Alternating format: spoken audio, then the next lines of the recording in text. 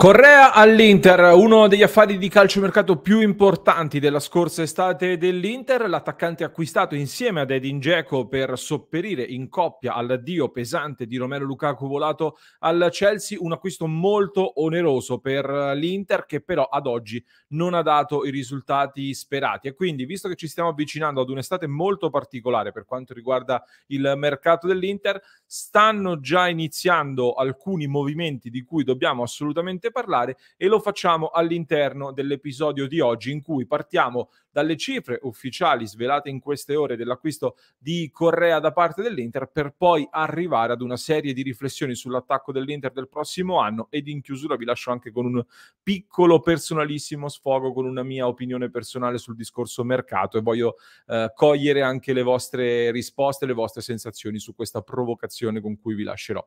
Quanto è costato allora Joaquin Correa all'Inter? Ne parliamo subito, lo troviamo all'interno del bilancio semestrale che è stato pubblicato ufficialmente dalla Lazio nelle scorse ore. Ve lo condivido dall'articolo che abbiamo riportato sul nostro sito passioneinter.com dove si legge che dal documento ufficiale pubblicato della Lazio Correa è costato all'Inter 28,567 milioni di euro, quindi 28 milioni 567 mila euro circa. Questa è quindi la cifra indicata dalla Lazio nel bilancio. Ammetto di non aver capito benissimo il perché o comunque come la Lazio abbia inserito l'intera cifra all'interno del bilancio semestrale che si è chiuso il 31 dicembre 2021, se consideriamo che all'Inter Correa è arrivato con la formula del prestito che, con diritto di riscatto che sarebbe diventato obbligo ad una particolare condizione, ovvero la conquista da parte dell'Inter del primo punto in campionato dopo il 2 febbraio 2022. Così è scritto all'interno dei bilanci dell'Inter. Quindi il riscatto dell'Inter di fatto è arrivato il 12 febbraio dopo Napoli-Inter, però la Lazio ha messo la cifra per intero già nella semestrale al 31 dicembre 2021. Vedremo di capirne di più. Questo al momento non mi è chiarissimo. Detto questo, la cifra sicuramente molto molto importante e vi porto anche una curiosità, ovvero vi faccio vedere anche come si posiziona l'affare Correa all'interno della classifica degli acquisti record della storia dell'Inter, che vede Romelu Lukaku come operazione più onerosa della storia nerazzurra, seguita da Christian Vieri e poi Achraf Hakimi nella graduatoria stilata dal portale Transfermarkt. Al momento, secondo le prime cifre riportate da Transfermarkt, Correa si sarebbe posizionato al 22esimo posto, però con una cessione, anzi con una cifra pari a 23,6 milioni. Come detto, però, è stato ceduto per oltre 28 milioni, quindi la reale posizione di Correa in questa speciale classifica sarebbe addirittura il 12esimo posto, ovvero alle spalle di Gabriel Barbosa Gabigol, un altro che non ha lasciato un grande segno nella storia dell'Inter, precedendo addirittura invece un calciatore che nella storia dell'Inter ci è entrato veramente di prepotenza, ovvero Diego Milito, che costò all'incirca 28 milioni di euro secondo appunto Transfermarkt. Quindi Correa, stando alle cifre pubblicate appunto dalla Lazio, è il 12esimo acquisto più oneroso della storia dell'Inter, Inter che tra l'altro potrebbe far concretizzare anche un piccolo bonus in più da 1 milione circa in caso di qualificazione alla prossima Champions League, che chiaramente ci auguriamo di non dover mettere in bilico nelle ultime giornate di campionato. Diciamo quindi che alla luce anche e soprattutto di questa cifra spesa, sicuramente ad oggi Correa non è stato un investimento azzeccatissimo o quantomeno non ha fatto quello che ci si aspettava. Vi faccio vedere anche un po' di numeri della stagione di Correa, che in questo momento ha collezionato in totale 25 presenze tra tutte le competizioni con 4 gol ed un assist. Va detto però che su queste 25 presenze solo 8 sono state da titolare, di cui nessuna di queste in Champions League, e ha una media di 30 minuti giocati a partita. È anche vero che con lui in campo abbiamo visto probabilmente le due più belle vittorie della stagione dell'Inter per risultato e prestazione, ovvero Roma-Inter e Inter-Napoli, entrambe in campionato. Il Roma-Inter ha giocato in attacco con Edin Dzeko partendo molto bene prima di poi farsi male al 60esimo, mentre l'Inter-Napoli ha giocato molto molto bene in coppia con Lautaro Martinez. Il grande problema, come ci aveva avvertito anche il nostro amico Falconero in un'intervista di cui poi vi lascio il link, rimane sempre quello della tenuta fisica e dei troppi infortuni che all'interno di questa stagione lo hanno visto fermarsi più volte per una contusione all'anca che gli ha costretto poi ad avere, anzi lo ha portato dopo questa contusione ad avere anche dei problemi muscolari, un infortunio alla coscia, un infortunio al bicipite femorale. Purtroppo ce l'avevano raccontato, come vi dicevo, anche la Lazio. Correa ti dava grandi strappi, ottime partite, ma poi anche diversi stop prolungati. E per l'Inter, a mio modo di vedere, l'assenza di Correa è stata molto più pesante di quello che pensiamo. Non tutti probabilmente saranno d'accordo con me, ma io la penso così. Innanzitutto perché ricordiamoci sempre, come abbiamo detto più volte, l'Inter aveva provato a prendere Zapata la scorsa estate, poi era andata su Thuram del Borussia Mönchengladbach che si è fatto male e quindi come terza ipotesi è andato su Correa, caldeggiato ovviamente anche dal mister Simone Inzaghi.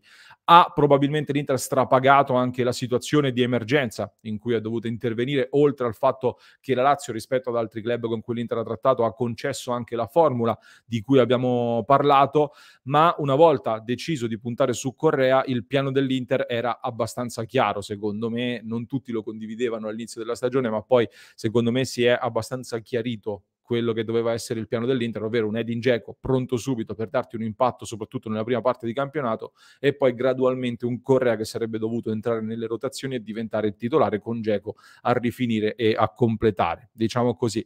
Purtroppo però Correa è mancato, il risultato è quello che stiamo vedendo, ovvero un Dzeko che lo abbiamo letteralmente spremuto e secondo me ne ha risentito anche Lautaro Martinez, perché io credo che in coppia Lautaro e Correa anche Lautaro ne avrebbe beneficiato. Quindi inevitabilmente ad oggi il bilancio su Correa è negativo, soprattutto dal punto di vista fisico. C'è spazio per provarlo di più in questo finale di stagione, ma ci aspettiamo sicuramente delle risposte molto molto importanti per poter definire riuscito questo affare, nonostante comunque va detto che con i suoi 4 gol ha portato anche 6 punti molto pesanti contro il Verona e contro l'Udinese.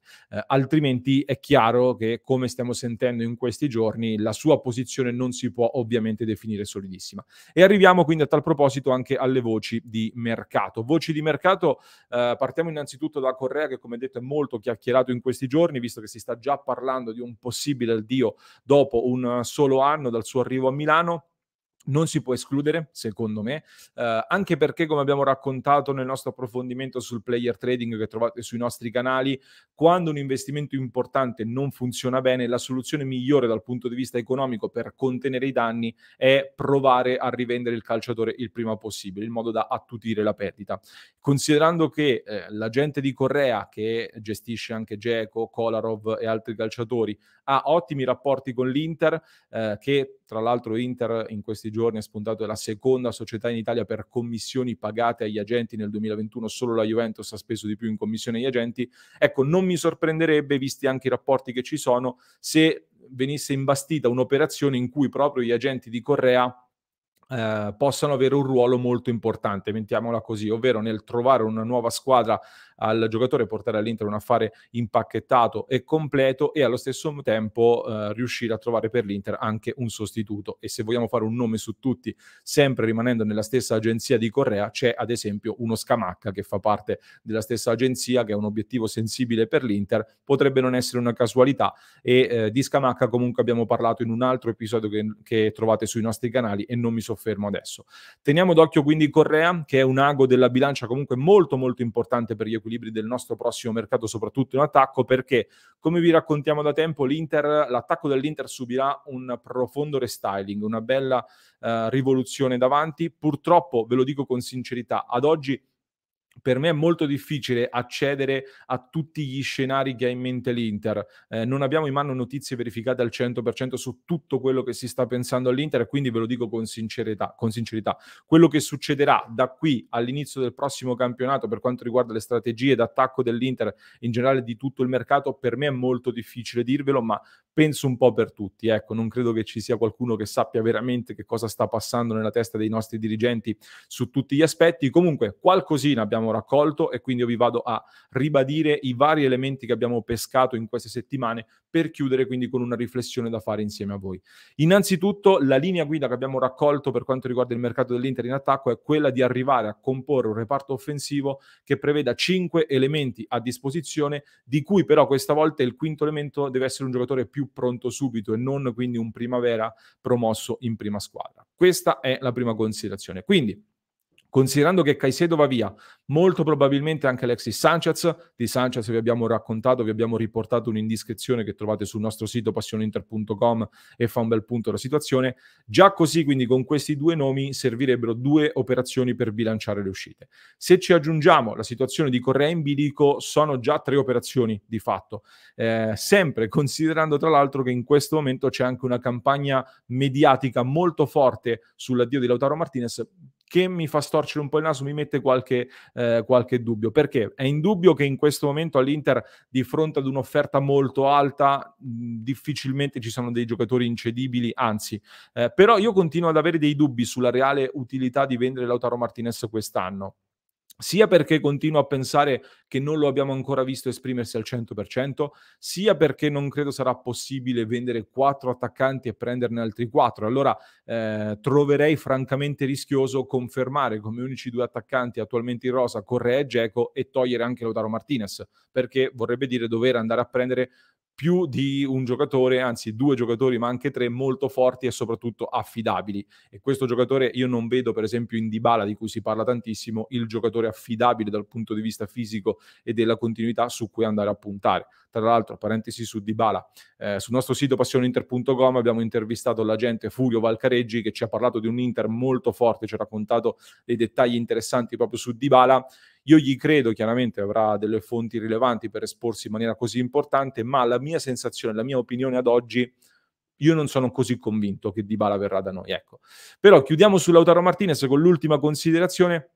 Dal punto di vista del bilancio dell'Inter, è vero che il giocatore è quello che è in rosa, probabilmente ti porterebbe a fare l'incasso della cifra più alta di tutti quanti rispetto agli altri, però io in questo momento, a meno che non ci sia sfuggito qualcosa, vedo che all'Inter non c'è bisogno assoluto di portare contanti, di portare soldi freschi nelle casse, quanto più una necessità di fare plusvalenza ed abbassare il costo squadra. E in tal senso ci sono dei giocatori che, dati alla mano, avrebbero un impatto ancora più positivo sui conti piuttosto che Lautaro Martinez. Quindi io ci penserei molto bene prima di vendere Lautaro Martinez ed eventualmente anche sul come rimpiazzarlo.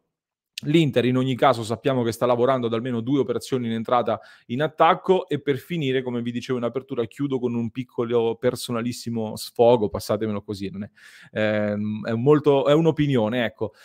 Io spero anche che per una volta saremo in grado di fare qualche acquisto al di fuori del solito recinto degli stessi procuratori o dei giocatori che per forza devi strapagare all'interno del nostro campionato. Andare a pescare magari qualche colpo un po' più ricercato, senza dover passare per forza dal Sassuolo di turno, senza dover per forza prendere lo svincolato da un'altra big o per forza dai soliti agenti con cui si lavora ad ogni sessione di mercato, non mi dispiacerebbe. Ecco. Fatemi sapere che ne pensate anche voi, che ne pensate di Correa, se merita secondo voi un'altra chance o magari avete già voltato pagina e pensate che non si debba più puntare su Correa. Io spero possa avere fiducia in queste giornate finali, perché può essere secondo me un elemento molto importante per i motivi che vi dicevo prima. Se mi avete seguito fino a qui, fatemelo sapere con l'emoji dei soldi, dai, visto che siamo partiti dal tema economico. Vi ringrazio per essere stati qui con me. Vi ricordo che se questi approfondimenti vi piacciono, innanzitutto vi iscrivete al canale, così non ve ne perdete nemmeno uno, ma se volete potete entrare a far parte della community dei sostenitori di Passione Inter, coloro che ci mettono nelle condizioni di potervi portare ogni giorno nuovi contenuti, nuovi approfondimenti, analisi sempre più particolari, e potete entrare a far parte del nostro club esclusivo abbonandovi su www.passioneinter.club, dove stiamo lavorando a tante cose insieme ed è sempre bello poter discutere di questi temi all'interno del club di Passione Inter. Quindi vi aspetto e vi ringrazio per essere stati qui con me fino alla fine del nostro episodio.